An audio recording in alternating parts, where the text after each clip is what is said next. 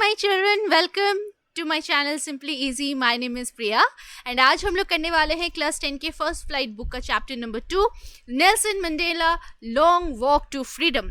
तो स्वागत है अपना डे 12 में। उम्मीद करती हूँ आपका 30 डे चैलेंज जो है वो काफ़ी अच्छा जा रहा होगा, स्मूथ जा रहा होगा। एंड मैंने आपको ये भी बोला है कि मेरा टेलीग्राम का जो चैनल है उसका लिंक भी मैं दे के रखती हूँ डिस्क्रिप्शन में। कहीं पे भी कोई भी अगर आपको इश्यूज होते हैं ना, कहीं पे आपको समझ में नहीं आ रहा है, डाउट्स अगर होते हैं, तो इस चैनल में, टेलीग्राम चैनल में एक ग्रुप भी है, तो उस ग्रुप में आप आओ एंड अपने जो भी क्वेरीज है वहाँ पे आप बेझिझक पूछ लो। कोई हिडन कॉस्ट वगैरह कुछ भी नहीं है, फ्री ऑफ कॉस्ट है। मतलब बोल सकते हो कि टोकन ऑफ लव मेरी तरफ से, ठीक है। तो चलो अभी हम लोग शुरू करते हैं। आज मैं करूँगी इस चैप्टर का line by line explanation, that too in Hindi. And ये चैप्टर बहुत ही बढ़िया एक चैप्टर है एंड इसके एमसीक्यूज मैंने पता है ऑलरेडी करवा दिए हैं, तो इसका लिंक भी मैं डिस्क्रिप्शन में दे दूंगी, आपको आई बटन में भी मिल जाएगा।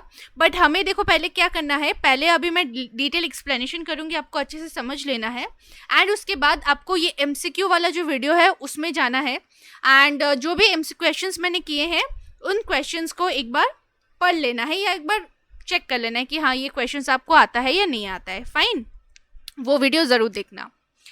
तो चलो एक सेकेंड, आपने कभी वो कहावत सुनी है, behind every successful man there is a woman? सुना है ना, मतलब हर सक्सेसफुल आदमी के पीछे एक वुमन का हाथ होता है, एक औरत का हाथ होता है। पता है मेरा भी मानना थोड़ा सा मैं अलग करूँगी, हाँ मतलब नाउन्स को मैं चेंज कर दूंगी। यहाँ पे मैं ये बोलूंगी that behind every democratic country there is a great man. But देखो ऐसा नहीं कि एक ही इंसान का हाथ होता है, ऐसे बहुत सारे लोग होते हैं जो हेल्प करते हैं, मेन वुमेन दोनों मिलते हैं, ठीक है ना। दोनों मिलके जब वो रिवोल्ट करते हैं, जैसे हमने नेशनलिज्म इन इंडिया में भी पढ़ा है, नेशनलिज्म इन यूरोप में भी पढ़ा है, सिर्फ मेन तो हाँ करते हैं, बट इसका मतलब ये नहीं कि वुमेन पीछे रहते हैं। वुमेन भी अपनी फ्रीडम के लिए आगे आती है एंड हमें भी पता है कि हमारे देश को भी फ्रीडम दिलवाने के लिए कितनी नारियों ने बलिदान भी दिया है, राइट। तो आज का जो हमारा स्टोरी है ना, ये ऐसे ही एक ग्रेट मैन के बारे में है जो साउथ अफ्रीका के प्रेसिडेंट थे, फर्स्ट प्रेसिडेंट थे एंड एक ग्रेट फ्रीडम फाइटर थे। तो नेल्सन मंडेला जी के बारे में हम लोग पढ़ेंगे एंड ये जो लॉन्ग वॉक टू फ्रीडम है ये किसी और ने नहीं, ये खुद नेल्सन रोली शाशला मंडेला ने ही लिखा है, ठीक है। वैसे बहुत लोग इसको रोली हलाला मंडेला भी बोलते हैं, रोली शाशला। एक्चुअली इसका मेन जो प्रोनाउंसिएशन है, मेरे से भी ये सही तरीके से प्रोनाउंस मतलब मैं नहीं कर पाती हूँ, टू बी वेरी ऑनेस्ट। मतलब रोली शाशला, ठीक है, रोली शाशला मंडेला। चलो तो ये उनकी ऑटोबायोग्राफी है एंड उसी ऑटोबायोग्राफी का एक छोटा सा नमूना मतलब एक्सट्रैक्ट है। जैसे एपीजे अब्दुल कलाम का है ना एक अपना ऑटोबायोग्राफी विंग्स ऑफ फायर, तो उसी तरीके से इनका भी एक ऑटोबायोग्राफी है एंड वहीं से ही ये स्टोरी एक्सट्रैक्ट जो है लिया गया है, राइट। तो देखो आपके बुक में ये एक न्यूज़ आर्टिकल जो बीबीसी के द्वारा, ठीक है, अपने न्यूज़पेपर में ये लिखा गया था, मतलब ये न्यूज़ आर्टिकल आया था। फाइन, तो ये हम लोग एक बार पढ़ लेते हैं। ये उस दिन लिखा गया था, या ये मैं बताती हूँ, ये 10 मई 1994, ठीक है, इस दिन ये जो है ये लिखा गया था, मतलब ये क्या बोलते हैं इसको, आर्टिकल ये पब्लिश किया गया था। तो खैर ये किस लिए आर्टिकल है, ये उस दिन का आर्टिकल है जिस दिन नेल्सन मंडेला खुद जब साउथ अफ्रीका के फर्स्ट ब्लैक प्रेसिडेंट बने थे। एक बार हम लोग इसको फटाफट पढ़ लेते हैं, ठीक है। अब देखो आपको पता है ये न्यूज़पेपर में एक हेडिंग आती है, तो हेडिंग है Mandela becomes south Africa's first black president. तो ये उस जमाने की बहुत बड़ी बात थी, मतलब एक ब्रेकिंग न्यूज़ थी, क्योंकि पहली बार साउथ अफ्रीका में कोई ब्लैक प्रेसिडेंट बना है। आपको पता है ना ये लोग काले और गोरे के साथ बहुत ज़्यादा मतलब रेशियल डिस्क्रिमिनेशन करते हैं, हमारे इंडिया में भी होता है ना।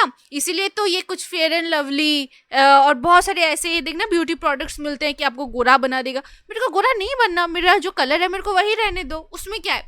बट नहीं, मतलब जिनका रंग काला होता है ना, हमारी जो लोग हैं ना, हमारे मतलब महान लोग जो है, उनका नज़रिया उनके तरफ थोड़ा अच्छा नहीं होता है। बट अभी ये चीज़ बहुत ज़्यादा कम हुआ है, पहले बहुत ज़्यादा होता था। पहले जो लोग काले होते थे उनकी शादी नहीं होती थी, उनको कलुआ कह के बुलाया जाता था, कालू कह के बुलाया जाता था, ठीक है, ये ऐसी चीज़ें होती हैं। एंड देखो ये पता है इसका मेन सबूत मैं आपको बताती हूँ, लेकिन ना गली के हर गली के जो भी काले कुत्ते होते हैं उनका नाम कालू रहता है, और जो भूरे होते हैं या जो लाल रंग के होते हैं उनको लालू बोलते हैं, है ना। इंसान ने यहीं से रेशियल डिस्क्रिमिनेशन करना सीख गया है। काला कुत्ता है तो कालू, और लाल कुत्ता है तो लालू, या भूरा जो भी है उसका नाम दे देते हैं। चलो यही चीज़ होती है। तो इंसान थोड़ा बहुत रेशियल डिस्क्रिमिनेशन अभी भी करता है, थोड़ा नहीं, अच्छा खासा ही होता है। अरे हम तो टॉपिक से भटक गए। चलो आर्टिकल पढ़ते हैं। Nelson Mandela has become South Africa's first black president after more than 3 centuries of white rule. ये white rule यानी कि जब यहाँ पे whites का रूल था, यानी कि ब्रिटिश का रूल था, ठीक है। तो 3 centuries तक whites ने यहाँ पे, ब्रिटिश ने यहाँ पे रूल किया था। एंड उसके बाद फर्स्ट ब्लैक प्रेसिडेंट कौन बने? Nelson Mandela. Mister Mandela's African national Congress, ये उनका पार्टी था, हाँ, ANC, ये उनका पार्टी था। It one 252 of the 400 seats in the first democratic elections in South Africa's history. तो साउथ अफ्रीका की हिस्ट्री में पहली बार 1994 में इलेक्शन हुआ था। एंड 400 सीट्स थे, टोटल 400 सीट्स थे। एंड इन 400 सीट्स में से 252 यानी कि मेजॉरिटी वोट किसको मिला था? नेल्सन मंडेला को मिला था, नेल्सन मंडेला के पार्टी को मिला था, ठीक है। तो इस तरीके से नेल्सन मंडेला जीत गए थे। The inauguration ceremony took place in the Union Buildings Amphitheatre in Pretoria today, attended by politicians and dignitaries from more than 140 countries around the world. तो यहाँ पे सिर्फ वहाँ के देश के लोग ही नहीं थे, बल्कि पूरे विश्व से 140 देशों से लोग आए थे ये इनको कॉन्ग्रेचुलेट करने के लिए, ये जो मतलब ये जो इनॉग्रेशन सेरेमनी था उसको देखने के लिए, ठीक है, विटनेस करने के लिए। बेसिकली डिग्निटरीज का मतलब क्या है? वो जिनको हम VIPs बोलते हैं, ठीक है ना, वेरी इंपॉर्टेंट पर्सन, जो महान जो लोग होते हैं वो, ठीक है ना। तो देखो ये मैं आपको यूनियन बिल्डिंग्स का पिक्चर दिखाती हूँ। This is amphi theatre. Amphi theatre पता है क्या होता है कि देखना, ये सीट्स होते हैं, ठीक है, ये देख रहे हैं सीट्स। ये मैच में आपको देखने को मिलेगा, यहाँ पे मैच होता है, चारों तरफ से गोल रहता है, ऊपर छत नहीं रहता है, ठीक है। तो ये चारों तरफ से गोल तरीके से बैठते हैं एंड मतलब गैलरी की तरह, तो इसको कहते हैं amphi theatre. And this is unions building, ठीक है। अभी देखो यहाँ पे इनका नेल्सन मंडेला का स्टैचू भी लगाया हुआ है यहाँ पे। मैं आपसे एक ही चीज़ बोलूँगी, आप थोड़ा और ना ये इनके बारे में रिसर्च करना गूगल में, बढ़िया पिक्चर्स आपको देखने को मिल जाएंगी, क्योंकि सारे पिक्चर्स तो मैं यहाँ पे डाल नहीं सकती हूँ, कुछ ही पिक्चर्स मैंने डाले हैं। तो आप थोड़ा देखो बेटा, आप जितना खुद रिसर्च करोगे ना उससे आप ज़्यादा सीखते हो, मेरा ये मानना है। ऐसा नहीं कि मैं आपको पढ़ा दे रही हूँ और आप समझ गए वही छाप के आगे स्कूल में, ऐसा बिल्कुल मत करना। जितना आप खुद एक्सप्लोर करोगे, है ना, सोचो ना, आप आपकी मम्मी जो है घर से लेके पर्टिकुलर किसी एक जगह पे जाती है, ठीक है, आप जाते हो आराम से, मम्मी लेके आती है, फिर मम्मी लेके जाती है। किसी दिन अगर मम्मी नहीं लेके गई, आप नहीं जा पाओगे। तो जब खुद आप एक्सप्लोर करते हो ना कि अच्छा ये जगह यहाँ से जाते, मैं इसका एक शॉर्टकट निकाल दूँ, तो क्या होता है कि आप चीज़ों को और अच्छे से समझ सकते हो, आप ये समझ सकते हो कि हाँ आसपास क्या है नहीं है, ठीक है। तो इसीलिए मैं क्या बोलती हूँ कि थोड़ा खुद रिसर्च करना ना is very important basically. Fine, okay. So never again will this beautiful and land experience the oppression of one by another, said Nelson Mandela in his address. तो नेल्सन मंडेला ने क्या बताया जब वो वहाँ पे स्पीच देने गए? तो बोले कि अब कभी भी हमारे इस देश में ना, ब्यूटीफुल लैंड में, और कभी भी इस ऑपरेशन यानी कि टॉर्चर वगैरह करना, जो सप्रेस्ड करके रखना, किसी को कष्ट देना, पीड़ा देना, है ना, तो वो और हमारा लैंड कभी एक्सपीरियंस नहीं करेगा, ठीक है। Jubilant scenes on the streets of Pretoria follow the ceremony, with blacks, whites and coloreds celebrating together. More than 1 lakh South African men, women and children of all races sang and danced with joy. Jubilant का मतलब है खुशी से, मतलब बहुत खुशी रहना। Specially वो टाइम होता है जब विक्ट्री मिलने के बाद जो खुशी होती है ना, एकदम सेलिब्रेशन का मूड जब रहता है वो, तो यहाँ पे बताया गया कि प्रिटोरिया का हालत क्या था। सारे लोग बहुत ज़्यादा खुश थे, चाहे वो ब्लैक्स हो, वाइट्स हो, कलर्ड्स हो, कलर्स यानी कि थोड़ा मतलब वो ना गोरा ना काला, जो बीच का जो भी रंग होता है ना उसी।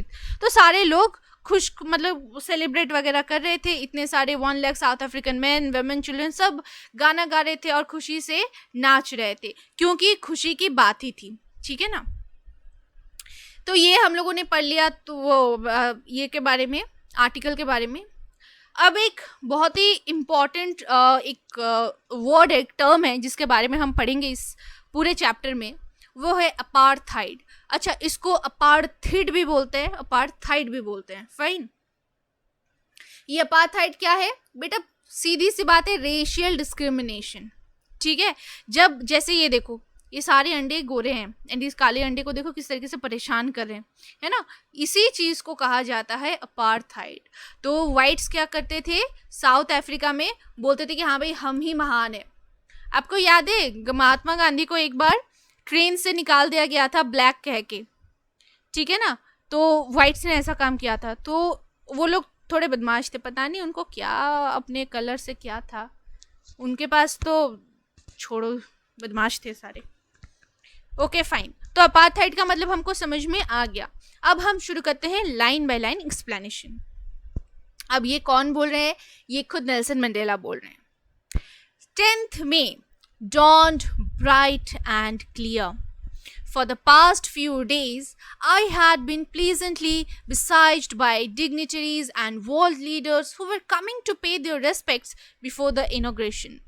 अब ये बात हो रही है 10th May की। 10th May जो है, 10th May की सुबह यहाँ पे बिल्कुल ब्राइट एंड क्लियर है।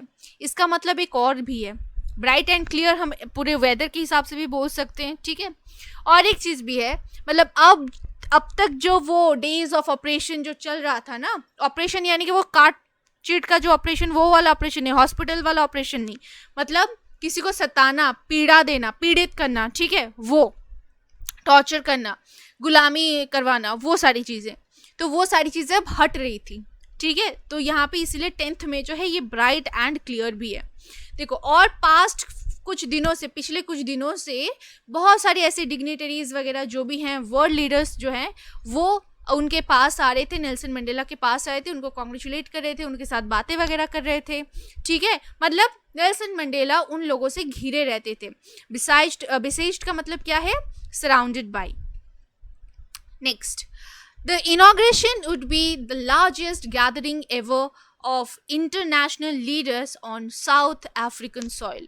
और ये जो इनॉग्रेशन होने वाला था ना 10th मई को, ये साउथ अफ्रीकन सॉइल यानी साउथ अफ्रीकन भूमि पे पहला, मतलब ऐसा लार्जेस्ट गैदरिंग पहले कभी नहीं हुआ था। मतलब इतने सारे इंटरनेशनल लीडर्स वगैरह आ रहे थे, तो ये पहली बार ऐसा होने जा रहा था। The ceremonies took place in the lovely sandstone amphitheater formed by the Union Buildings of Pretoria. I just show you the picture of amphitheater and Union Buildings, ठीक है ना। तो उसी Union Buildings जो है वहीं पे ही वो सेरेमनी जो है वो होने वाला था। For decades, this land had been the seat of white supremacy, and now it was the site of rainbow gathering of different colors and nations for the installation of South Africa's first democratic non-racial government. अब देखो, तो भाई बहुत सालों तक तो भाई ये वाइट का राज चल रहा था, उनकी सुप्रीमेसी थी, यानी कि उनकी डोमिनेशन थी, ठीक है ना। बट अब हमको क्या देखने को मिला है? Rainbow gathering. What do mean by rainbow gathering? यहाँ पे रेनबो गैदरिंग का मतलब है कि main of different colours, main and women of different colours, यानी कि काला गोरा जो भी है, सारे लोग यहाँ पे और पूरे दुनिया से यहाँ पे लोग आए हैं। ये क्या विटनेस करने के लिए? साउथ अफ्रीका का ये first democratic and non racial government witness करने के लिए, ये देखने के लिए कि किस तरीके से साउथ अफ्रीका में ये चीज़ जो है इंस्टॉल होने वाली है, यानी कि शुरू होने वाली है। On that lovely autumn day, I was accompanied by my daughter Zinani. Oh, I forgot to put the picture of Zinani. Okay, fine, no issues. तो वो एक लवली ऑटम डे था एंड उनके साथ कौन थी? उनकी बेटी जिनानी। accompanied का मतलब क्या है? साथ देना, ठीक है, to go along with. On the podium, Mr. de Klerk was first sworn in as second deputy president, then Thabo Mbeki was sworn in as first deputy president. अब देखो पोडियम का मतलब क्या है, देखो इस तरीके से पोडियम एक स्टेज होता है ना, छोटा सा एक स्टेज होता है जहाँ पे आप खड़े होके स्पीच देते हो. कभी कभार ये पोडियम इस तरीके से भी होता है, ठीक है, इस तरीके से क्या मैजिक वगैरह, मतलब यहाँ पे लोग खड़े होके ये करते हैं, ये पूरा ऐसा स्टेज होता है, ठीक है. तो ये ऐसा भी एक तरीके का पोडियम होता है, फाइन. बट मैक्सिमम देखना हमारे स्कूल वगैरह में भी इस तरीके के पोडियम्स हमको देखने को मिलते हैं. अरे अम्मी तो क्लासरूम में भी ऐसे आ गए हैं. ओके, तो अब पोडियम में एक एक बार करके मिस्टर द क्लर्क वो आए एंड उन्होंने फर्स्ट मतलब सेकेंड डेप्यूटी प्रेसिडेंट का ये शपथ ग्रहण किया. अच्छा, डेप्यूटी प्रेसिडेंट का मतलब क्या है, जो प्रेसिडेंट के ठीक नीचे वाले पोजीशन में होता है, जैसे होता है ना वाइस प्रेसिडेंट, ठीक उसी तरीके से, फाइन. फिर उसके बाद थाबो एम्बेकी, उन्होंने भी फर्स्ट डेप्यूटी प्रेसिडेंट का ये शपथ ग्रहण किया. When it was my turn, I pledged to obey and uphold the Constitution and to devote myself to the well-being of the Republic and its people. ठीक है, तो अब जब उनकी बारी आई, यानी कि नेल्सन मंडेला की बारी आई, तो उन्होंने क्या प्लेज किया, उन्होंने क्या प्रॉमिस किया कि वो इस कॉन्स्टिट्यूशन को मानेंगे, ओबे करेंगे एंड अपहोल्ड यानी कि मेंटेन करेंगे, उसको सपोर्ट करेंगे, ठीक है, कॉन्स्टिट्यूशन की रक्षा करेंगे एंड वो अपना फुल 100% देंगे इस रिपब्लिक यानी कि इस कंट्री एंड इसके लोगों की वेलबींग के लिए, उनकी भलाई के लिए वो काम करेंगे. To the assembled guest and the watching world I said. अब यहाँ पे असेंबल्ड गेस्ट यानी कि जो वहाँ पे वो बिल्डिंग में जो ऑलरेडी प्रेजेंट है, जो एम्पी थिएटर में बैठे हुए हैं, एंड द वॉचिंग वर्ल्ड यानी कि अब ये लाइव टेलीकास्ट हो रहा था, न्यूज़ वगैरह में भी हो रहा था, तो सारे पूरे दुनिया के लोग देख रहे थे, तो इसीलिए ये क्या हो गया, वॉचिंग वर्ल्ड. अब उन्होंने क्या बोला, उनको क्या एड्रेस किया, ये देखो. Today all of us do by our presence here confer glory and hope to newborn liberty.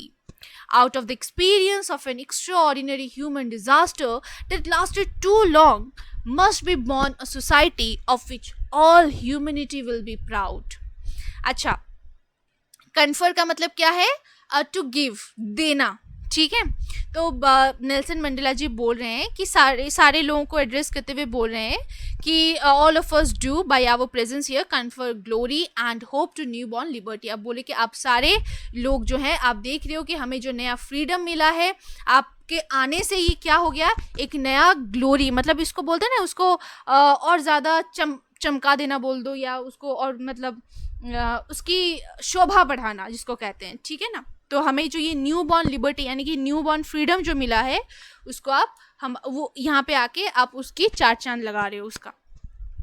अब बोले कि out of the experience of N extraordinary human disaster वहाँ पे क्या था, ये जो रेशियल डिस्क्रिमिनेशन वगैरह हो रहा था, ये जो पूरा जो अपार्थाइड कल्चर जो चल रहा था और जो कि बहुत देर तक चला, ठीक है ना, बहुत इट लास्टेड टू लॉन्ग, ठीक है. सो बोले कि must be born a society of which all humanity will be proud. अब बोले कि इतना जो भी डिजास्टर हुआ, जो इतना साल तक चला, इसमें से एक ऐसी सोसाइटी जो है बननी चाहिए जिसके पूरी जो मानव जाति है वो प्राउड फील करेगा उससे. We who were outlaws not so long ago have today been given the rare privilege to be the host to the nations of the world on our own soil. अब वो कहते हैं हम जिन्हें outlaws माना जाता था, आउटलॉ यानी कि a person who has broken the law, जो लॉ को नहीं मानता है, जो कुछ गलत करता है, ठीक है, लॉ के अगेंस्ट में काम करता है, वो उन्हें आउटलॉज बोला जाता था. जस्ट बिकॉज उनकी कलर जो है वो अलग था, उनका रेस अलग था, दैट इज वाई. लेकिन अब जिनको मतलब आउटलॉस बोला जाता था, क्रिमिनल्स बोला जाता था, अब उनके पास ये प्रिविलेज है, ये हक है कि वो आज इस नेशन, ये जो पूरा मतलब विश्व जो बैठा है, उनको ये होस्ट कर रहे हैं, यानी कि उनको ये खातिरदारी कर रहे हैं. होते ना होस्ट, एक होता है गेस्ट, एक होता है होस्ट। मेरे घर में अगर आप आ रहे हो तो मैं होस्ट हूँ और आप गेस्ट हो। एंड साउथ अफ्रीका में बाकी के पूरे वर्ल्ड के लोग आए 140 कंट्रीज से, तो इसलिए साउथ अफ्रीकन पीपल क्या हो गए, होस्ट हो गए, और बाकी के लोग क्या हो गए, गेस्ट हो गए।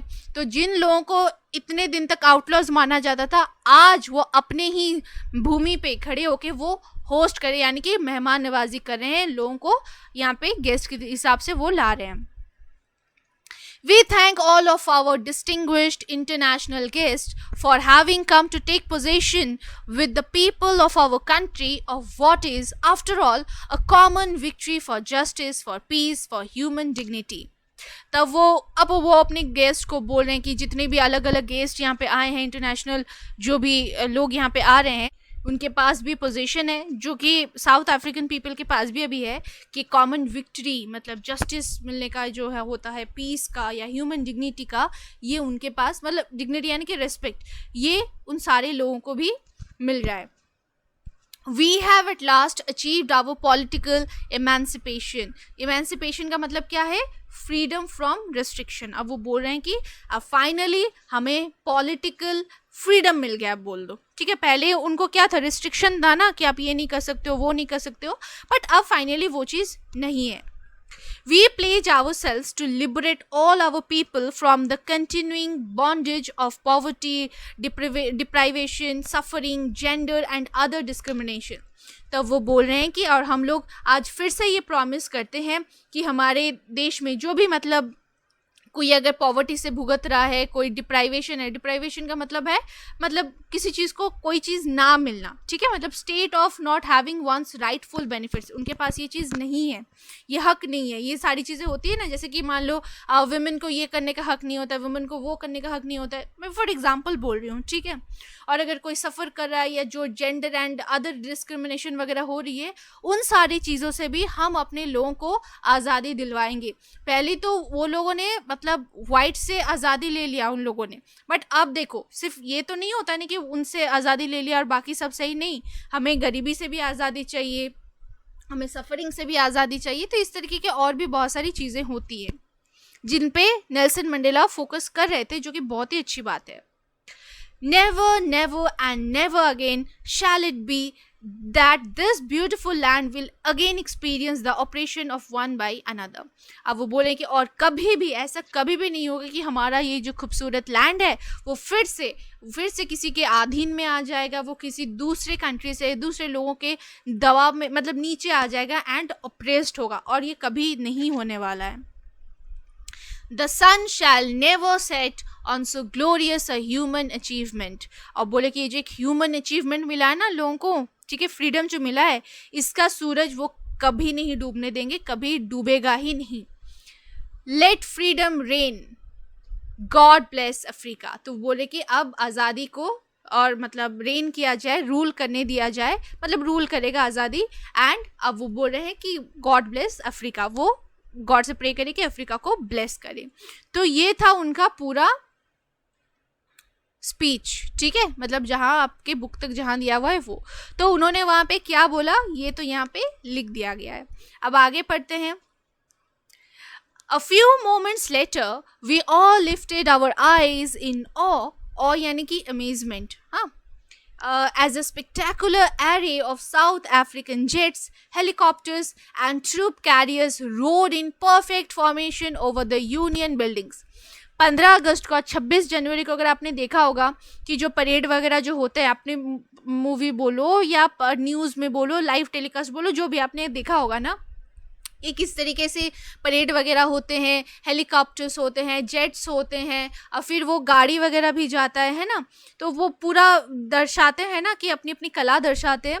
तो इसी तरीके से वो भी एक स्पेक्टेकुलर एरे यानी कि एन इम्प्रेसिव डिस्प्ले, बहुत ही खूबसूरत डिस्प्ले हो रहा था इन सारी चीज़ों का, वो देख रहे थे।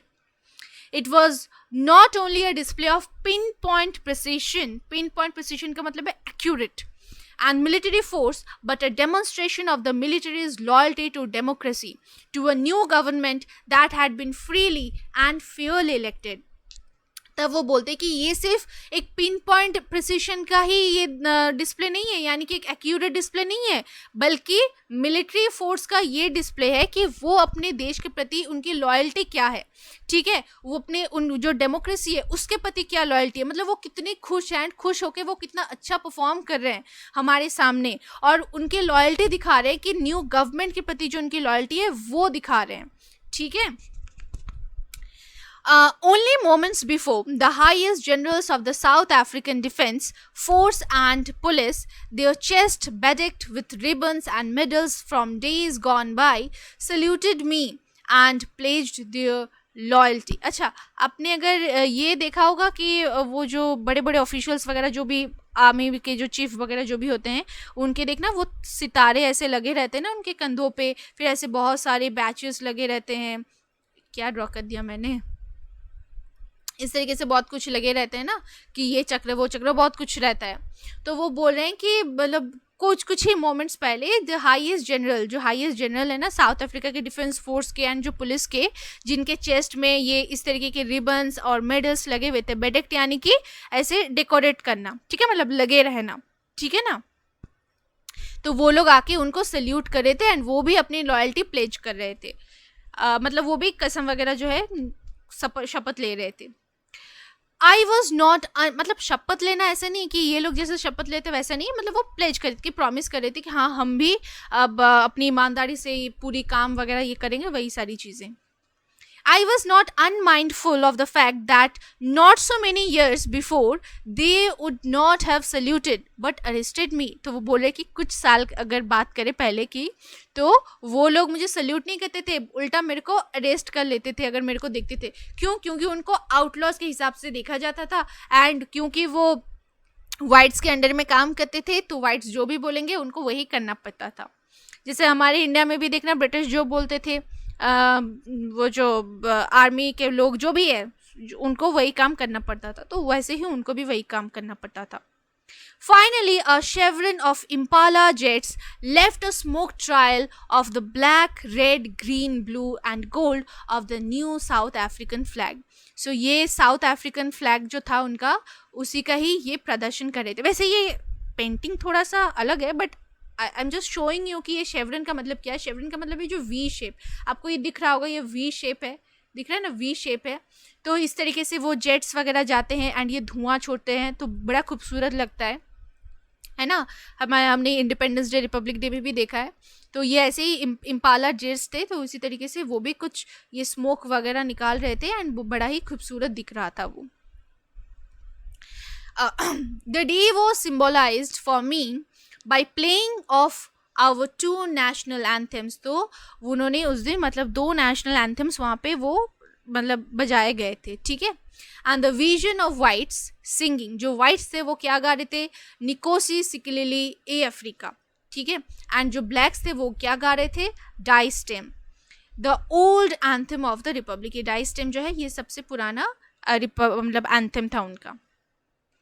तो ये यहाँ से क्वेश्चन बनता है कि 2 एंथम्स का नाम क्या है, नेशनल एंथम्स का. एक है निकोसी सिकिलिली अफ्रीका और एक है Die Stem. Although that day neither group knew the lyrics of the anthem, they once despised. अच्छा, despised का मतलब क्या है, हेट करना, किसके बारे में, छोटी सोच रखना, ठीक है. had a very low opinion of. They would soon know the words by heart. तो हालांकि जिस दिन वो लोग ये गा रहे थे उनको तो ये लिरिक्स का मतलब भी कुछ नहीं पता था, उनको आता ही नहीं था, बट जिसको वो लोग पहले पसंद नहीं करते थे. बट अभी क्या हो रहा है कि वो लोग इस गाने को धीरे धीरे, ये जो एंथम है उसको दिल से सीख लेंगे कि हाँ ये क्या होता है. जिसे शर्म की बात है, अभी भी हमारे देश में मतलब लोग तो छोड़ो, पॉलिटिशियन जो देश के नाम पे मतलब गंदगी मचाते हैं, वो लोग सोचो मतलब नेशनल एंथम उनको नहीं पता है, ठीक है. मतलब क्या बोले, क्या इंसान है यार सच में. फ्लैग होस्ट करने के बाद वो नेशनल एंथम भूलते हैं, ऐसे इंसान भी हैं मौजूद. ये बहुत गंदी चीज़ है. खैर, on the day of the inauguration, I was overwhelmed with a sense of history. तो अब उस दिन उनको ना हिस्ट्री की बड़ी याद आ रही है, कि उनके पुराने जो देश में जो भी चीज़ें हुई थी, उनके देश की हिस्ट्री के बारे में उनको याद आ रही है, ठीक है। अच्छा, यहाँ पे ओवरवेल्म्ड का मतलब क्या है, having a strong emotional effect, ठीक है। अब देखो, कोई इंसान अगर बहुत स्ट्रगल करने के बाद वो सक्सेस बनता है, ठीक है, सक्सेसफुल बनता है, तो उसको भी अपने पुराने दिन याद आएंगे, उसको भी अपना हिस्ट्री याद आएगा, है ना, मैं कितना स्ट्रगल करता था, तो उनको भी ये सारी चीज़ें याद आएंगी। In the first decade of the 20th century, तो 20th सेंचुरी के पहले जो दशक था, ठीक है, उस जमाने की बात की जा रही है। A few years after the bitter Anglo-Boer War, Anglo-Boer War यानी कि ब्रिटिश एंग्लो और बोर किसको बोला जा रहा है कि अफ्रीकन्स को, तो जब उनमें ये वॉर वगैरह छिड़ा, and before my own birth the white-skinned peoples of South Africa patched up their differences and erected a system of racial discrimination against the dark-skinned people of their own land. अब उसके बाद से क्या हुआ कि उसी साउथ अफ्रीका के जो वाइट स्किन्ड पीपल्स थे, उन्होंने डार्क स्किन पीपल के साथ एक मुंह मोड़ लिया, मतलब वो लोग और ज़्यादा उनको पसंद नहीं करते थे, एक रेशियल डिस्क्रिमिनेशन जो है वो शुरू हो गया था। इरेक्ट यानी कि बिल्डअप करना, ठीक है। तो ये रेशियल डिस्क्रिमिनेशन कब शुरू हुआ, एंग्लो बोर वॉर के बाद से। The structure they created formed the basis of one of the harshest, most inhuman यानी कि बहुत ही wild बोलो या cruel बोलो, ठीक है, societies the world has ever know। and ये जो उन्होंने स्ट्रक्चर बनाया ना रेशियल डिस्क्रिमिनेशन का, एक दूसरे के प्रति जो हेट है ये करने का, इसके वजह से पूरे देश को, मतलब पूरे दुनिया ने देखा कि किस तरीके से ये जो सोसाइटी है एकदम हार्श है, रूड है, ठीक है, एंड इनह्यूमन है। Now in the last decade of the 20th century, तो 20th century के फर्स्ट डिकेड यानी कि 1900s, वो जो टेंस का जो ज़माना 1900 1 2 3 4, ठीक है, तो उस ज़माने में ये चीज़ हुआ था। एंड 1994 में यानी कि ये जो आखिरी दशक है, ठीक है, अब उसमें क्या देख रहे हैं, now in the last decade of the 20th century and my own 8th decade as a man, उनका मतलब 8th डिकेड था, यानी कि वो उनका साल, मतलब उनके एज के बारे में बात की जाए, ठीक है, 80 के उम्र के थे। The system had been overturned forever and replaced by one that recognized the rights and freedoms of all peoples regardless of the color of the skin। मतलब पहले जो ये रेशियल डिस्क्रिमिनेशन शुरू हुआ था, मतलब 20th सेंचुरी के पहले दशक में, और 20th सेंचुरी के लास्ट दशक में यही जो डिस्क्रिमिनेशन है ये ख़त्म हुआ। That day had come about through the unimaginable sacrifices of thousands of my people whose suffering and courage can never be counted nor or repaid. I felt that day, as I have on so many other days, that I was simply the sum of all those African patriots who had gone before me. अब ऐसा नहीं था कि Nelson Mandela अकेले इंसान थे जिन्होंने मतलब अफ्रीका को आज़ादी दिलाई, ऐसा नहीं था।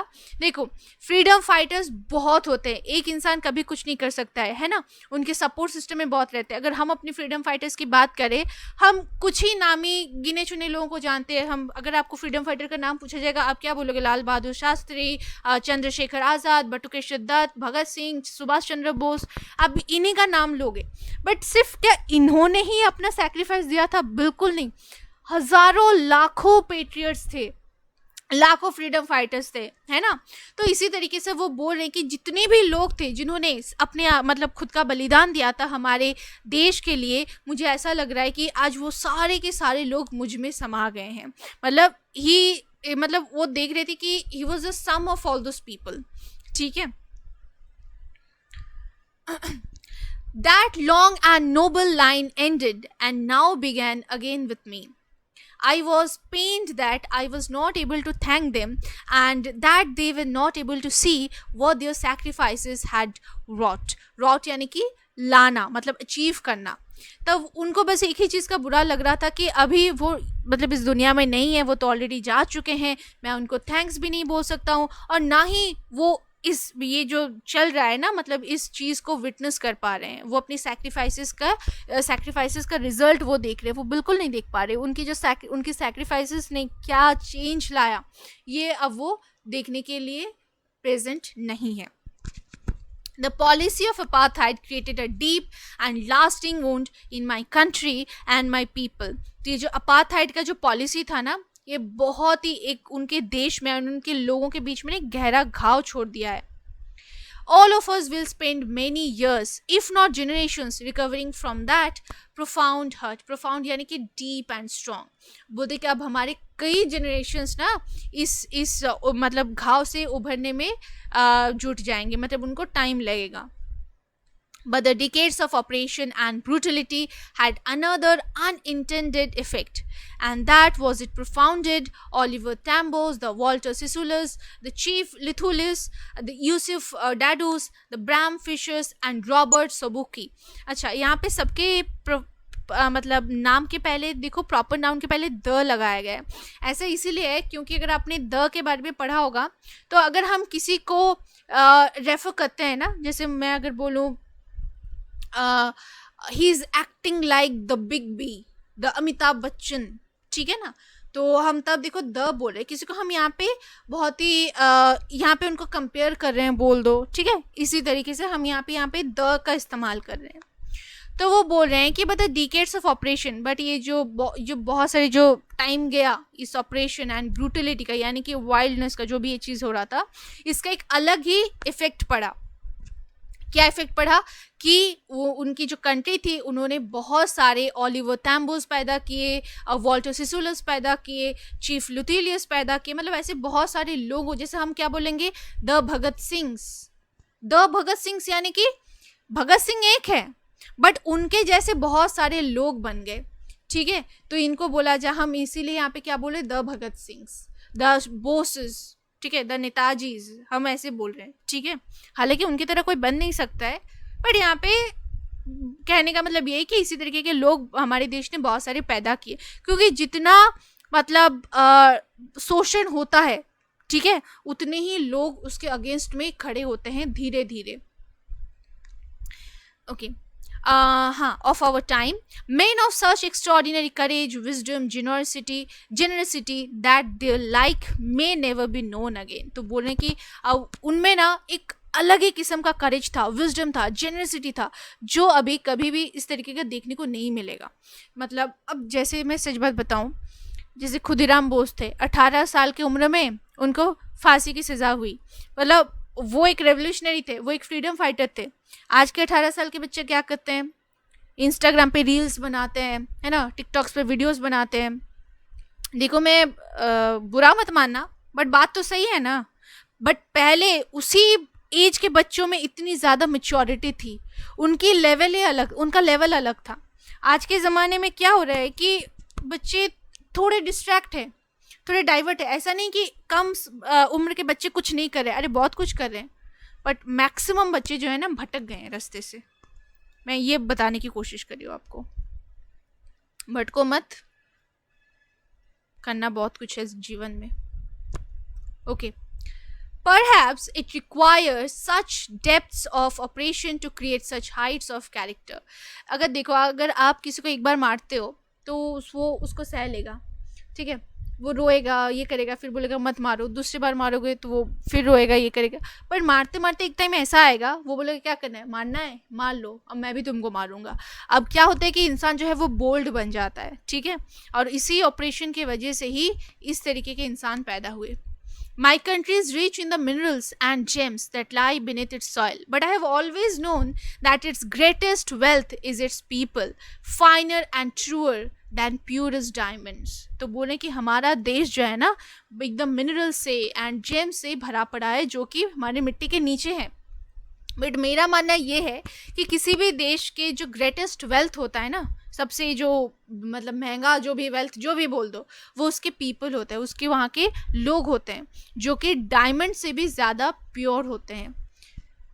It is from this comrades in the struggle that I learn the meaning of courage. वो बोले कि जब देखो हम भी हमारी ज़िंदगी में एक आइडियल पर्सन होते हैं, है ना, अब उनके भी ऐसे बहुत सारे आइडियल पर्सन्स रहे होंगे, तो उन्होंने इन्हीं लोगों से, कमरेड्स यानी कि वो उनके कंपेनियन भी जो थे, उनके साथ जो काम करते थे, तो उन्हीं के साथ वो रह के उनका स्ट्रगल देख देख के वो उनके साथ, उनके पास भी थोड़ा हौसला मिलता था, एंड वो जो करेज है, करेज का मतलब वो उन्होंने सीखा था उन्हीं से ही. Time and again, I have seen men and women risk and give their lives for an idea. तो वो देखते किसी भी एक चेंज के लिए, एक आइडिया के लिए लोगों ने, मेन एंड वुमेन, सब ने अपनी जिंदगी दाव पे लगा देते हैं. I have seen men stand up to attacks and torture without breaking, showing a strength and resilience. अच्छा, resilience का मतलब क्या है? The ability to deal with any kind of hardship and recover from its effects. मैंने वही बोला ना, एक बार चाटा मारो, दो बार चाटा मारो, अब लास्ट में क्या होगा, वो उसको सह जाएगा, उसको और कुछ फर्क नहीं पड़ेगा, है ना. तो इसी तरीके से लोग भी देखते हैं कि उनको अटैक किया जा रहा है, वो एकदम चुपचाप सह लेते हैं सारी चीज़ें अपने देश के लिए, है ना. I learned that courage was not the absence of fear, but the triumph over it. अब वो बोले कि मतलब करेज का मतलब ये नहीं कि मेरे मन से डर निकल गया, नहीं, बिल्कुल नहीं. मैंने डर के ऊपर जीत मुझे मिल गया, मैंने डर के ऊपर, बोलते ना वो जीत हासिल करना, वही होता है करेज का मतलब. The brave man is not he who does not feel afraid, but he who conquers the fear. जो डरता नहीं है वो ब्रेव नहीं होता है, जो डर पे मतलब जीत जाता है, जीत बना लेता है ना, जो डर को जीत लेता है, तो वो होता है एक्चुअल में brave man. No one is born hating another person because of the color of the skin or his background or his religion. एक बच्चा ना कभी भी दूसरे बच्चे को ऐसी नफरत नहीं करेगा बिकॉज ऑफ हिज कलर और something else, you know. But बड़े होते होते वो देखता है आसपास के लोगों से, अच्छा इसके रिलीजन अलग है, अरे हाँ ये इन रिलीजन के लोग तो ऐसे ही करते हैं. तो दिमाग में ना, हमारे दिमाग में भी ना इसी तरीके से ये गोबर जो है घुसता जाता है, ठीक है, जैसे जैसे वो बड़े होते हैं, जो कि बहुत ही गंदी चीज़ है. तो अगर अभी भी गोबर है, निकाल लो, ठीक है. People must learn to hate, and if they can learn to hate, they can be taught to love. For love comes more naturally to the human heart than its opposite. देखो, आप बोले कि अगर इंसान नफरत करना सीख जाता है तो वो प्यार भी करना सीख जाएगा, क्योंकि प्यार जो है वो ऑटोमेटिकली, नेचुरली होता है. हेट तो आप जानबूझ के एक रीजन चाहिए होता है, बट प्यार के लिए कोई रीजन नहीं चाहिए होता है. Even in the grimmest times in prison, grimmest यानी कि हार्शेस्ट, बहुत एकदम रफ टाइम जिसको हम बोलते हैं. When my comrades and I were pushed to our limits का मतलब क्या है, मतलब इतना सताया गया है कि वो और उस पेन को सह नहीं पा रहे हैं, ऐसा एकदम last point of their ability to bear pain, ठीक है. I would see a glimmer of humanity in one of the guards, perhaps just for a second, but it was enough to reassure me and keep me going. मतलब समझ रहे हो, मुझे अगर कोई मारता और उस समय अगर मतलब कोई, अगर देखो अब उनको जब मारा पीटा जाता था तो उनमें से कोई एक गार्ड बोलता था कि चलो चलो छोड़ दो, अब मतलब मर जाएंगे, अब इनको और मत मारते हैं. होता है कि नहीं, मतलब ये क्रिमिनल्स भी ऐसा करते. तो ये देखने के बाद उनके मन में एक रियलाइजेशन होता है कि नहीं, इंसानियत मरी नहीं है अभी भी, लोगों के मन में जो प्यार है वो ख़त्म नहीं हुआ है. सोच रहे हो ये मतलब ऐसे इंसान किस तरीके की इनकी आइडियोलॉजी होती है. देखो, हम होते तो गुस्सा करते हैं ना, बट वो खुद सोचे कि नहीं, ये इंसान जो है इसमें अभी भी ह्यूमैनिटी बची हुई है. सच में man's goodness in a flame is a flame that can be hidden but never be extinguished. एक इंसान की जो अच्छाई होती है ना, उसको छुपाया तो जा सकता है बट उसको बुझाया कभी नहीं जा सकता. क्या खूब कही है बात, देखो, बहुत बढ़िया. In life every man has twin obligations. हर इंसान की ना दो ऑब्लिगेशंस होती हैं, यानी कि रिस्पॉन्सिबिलिटीज़ होती है.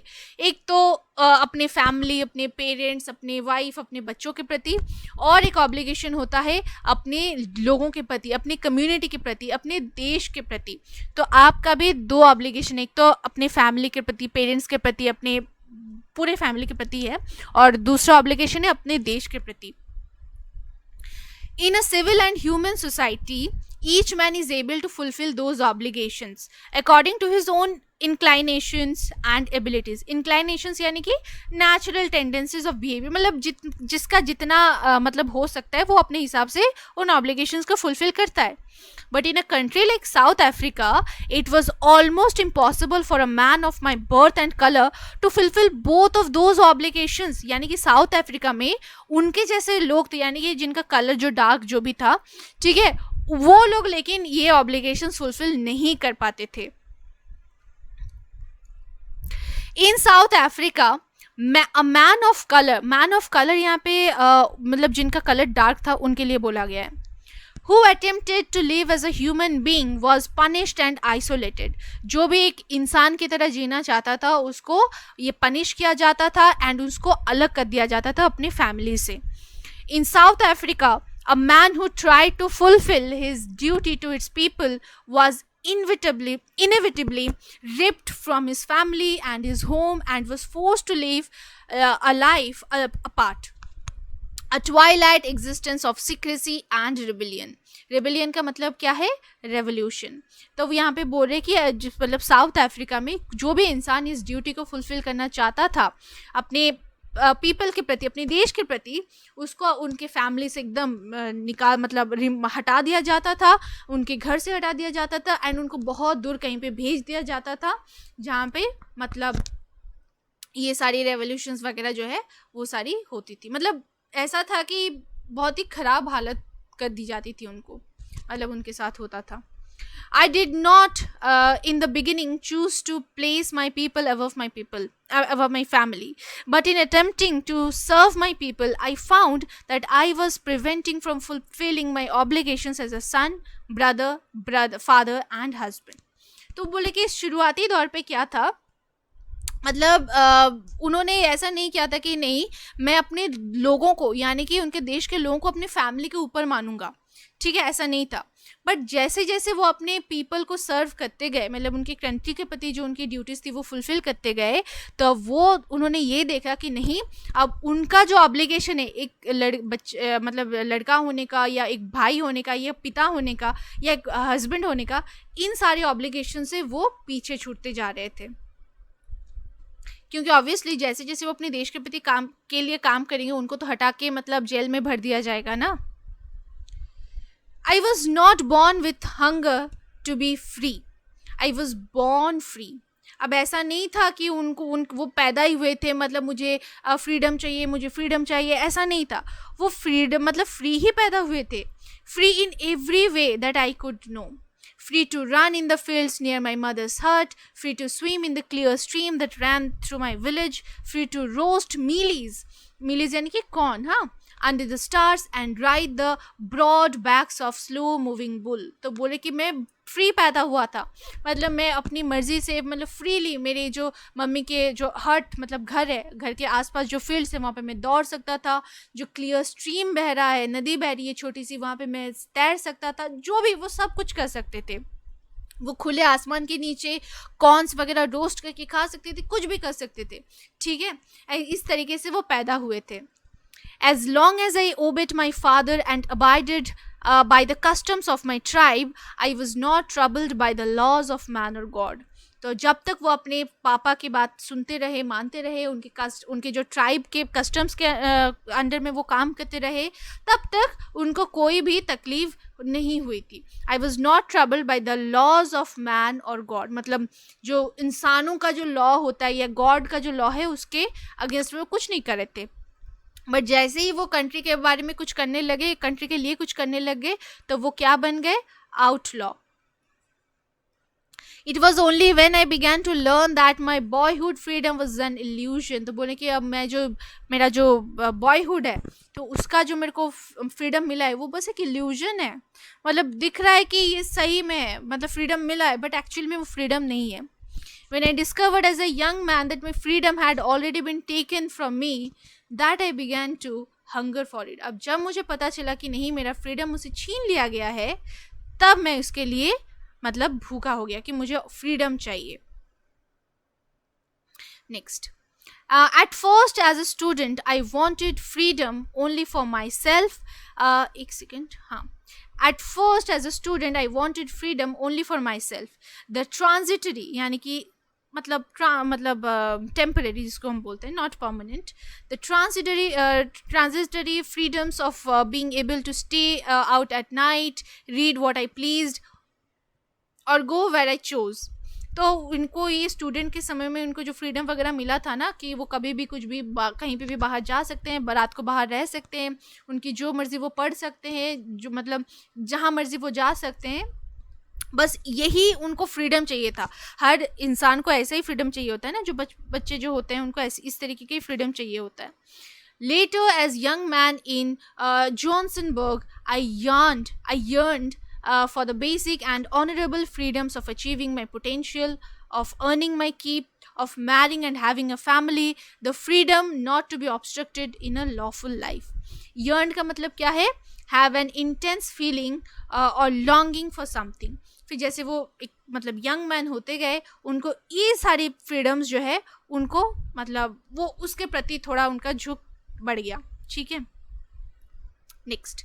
But then I slowly saw that not only, अरे कहाँ गया, हाँ, not only I was not free, but my brothers and sisters were not free. अब वो धीरे धीरे वो देख रहे हैं कि बस मैं अकेला ही मतलब ऐसा नहीं है कि मुझे ही फ्रीडम नहीं मिली है, बल्कि मेरे जो भाई बहनें जो भी है, मतलब पूरे देश के लोग जो है वो सारे के सारे वो मतलब फ्रीडम उनको नहीं मिली है. ठीक है. I saw that it was not just my freedom that was curtailed यानी कि घटा देना, कम कर देना, but the freedom of everyone who looked like I did. तो बोले कि सिर्फ मेरा ही फ्रीडम घटाया नहीं गया था, बाकी सारे लोगों का फ्रीडम ही घटा दिया गया था. That is when I joined the African National Congress, and that is when the hunger for my own freedom became the great hunger for the freedom of my people. तब वो ANC में वो join किए, and तब उनका जो भूख था ना कि मेरे लिए मुझे फ्रीडम चाहिए, वो भूख अब कहाँ पे चला गया? अब उनको चाहिए था उनके देश का आज़ादी.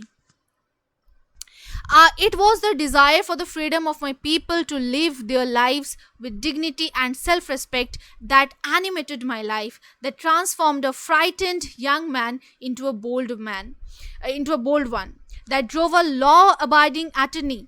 ठीक है, attorney का मतलब क्या है? Lawyer, advocate, law practitioner, जो law को मानते हैं, ठीक है ना, to become a criminal, that turned a family-loving husband into a man without a home, that forced a life-loving man to live like a monk. तो ये उनका डिज़ायर था ना, जो अपने देश को आज़ादी दिलाने का, इसी के वजह से उनके लाइफ जो है चेंज हो गई. वो पहले थोड़े डरते थे, वो फ्राइटेंड थे, अब वो बोल्ड बन गए. अब जो पहले मतलब लॉ को मानते थे, अब वो क्रिमिनल बन गए, क्योंकि अगर आप रिवोल्ट वगैरह करोगे तो लोग तो आपको क्रिमिनल ही मानेंगे ना. फिर जो फैमिली लविंग हस्बैंड था, जो अपनी फैमिली से बहुत प्यार करता था, अब वो घर के बिना ही रह रहा है, क्योंकि ऑब्वियसली उनको जेल वगैरह में भेज दिया जाता था. और जो घर से बहुत ज़्यादा प्यार करता था, जो लाइफ लविंग हस्बैंड मतलब मैन था, अब उसको एक साधु संत की तरह रहना पड़ता था.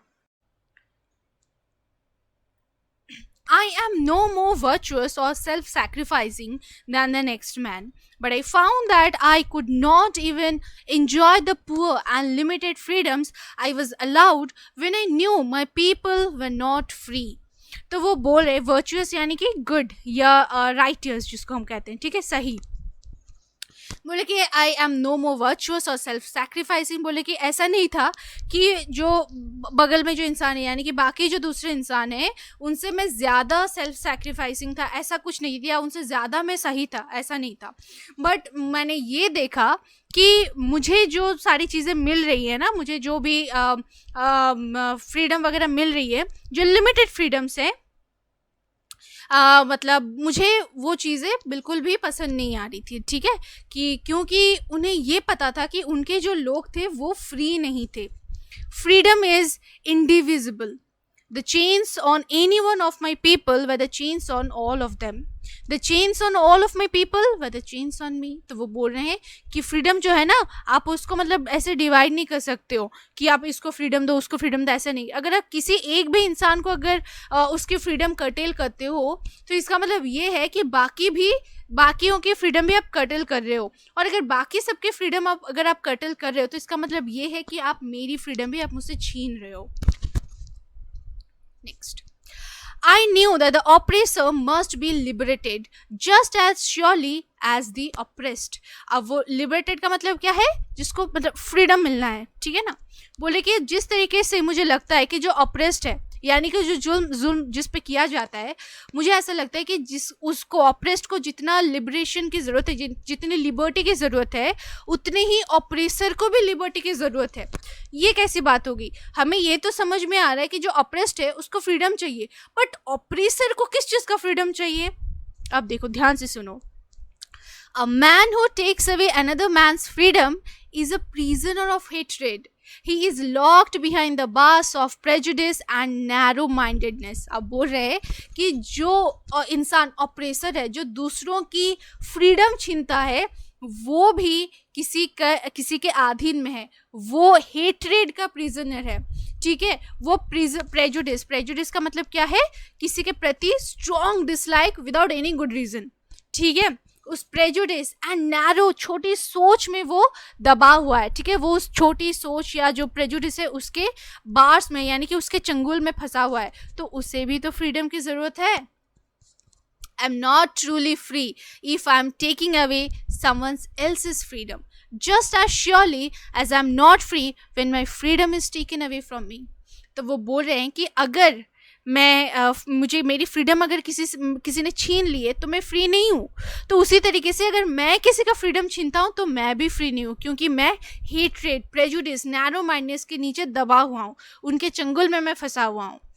The oppressed and the oppressor alike are robbed of their humanity. बहुत ही सही बात कही है उन्होंने कि जो ऑप्रेस्ड है और जो ऑप्रेसर है, दोनों की ही ह्यूमैनिटी जो है वो छीन ली गई है. सो आज की स्टोरी यहीं तक थी. आई होप आपको बहुत अच्छा लगा ये स्टोरी. मुझे तो बहुत अच्छा लगा कि किस तरीके से मतलब पूरा समझ में आया ना कि एक इंसान मतलब इतने साल से जो लड़ रहा है, भिड़ रहा है लोगों से, जो फाइनली जो खुशी मिलती है ना जीत की, उस खुशी का ठिकाना ही नहीं रहता है. एंड एक चीज़ हमें भी यहाँ से बहुत अच्छी सीख मिल रही है कि किस तरीके से हमारी रिस्पॉन्सिबिलिटी बनती है अपनी फैमिली के प्रति और अपने देश के प्रति. आज जो लोग करते हैं ना, मैं सिर्फ बच्चों के बारे में नहीं कहती हूँ, हर इंसान ना अपने बारे में सोचता है. तो हमें हमेशा सिर्फ अपने बारे में नहीं सोचना, हमें लोगों के बारे में भी सोचना है. हमें ये सोचना है कि किस तरीके से हम अपनी सोसाइटी का उत्थान कर सकें, किस तरीके से हम अपनी जाति बोलो या अपने नेशन को हम बाहर रिप्रेजेंट करें, ठीक है, उसको और हम अच्छा बनाएं. बस यही कोशिश हमें भी करनी चाहिए. So yeah that is it for today. Bye bye, take care and thank you so much. Video अच्छा लगा तो लाइक करना, शेयर करना अपने दोस्तों के साथ, और अगर सब्सक्राइब नहीं किया तो सब्सक्राइब कर देना. Bye bye, take care all of you.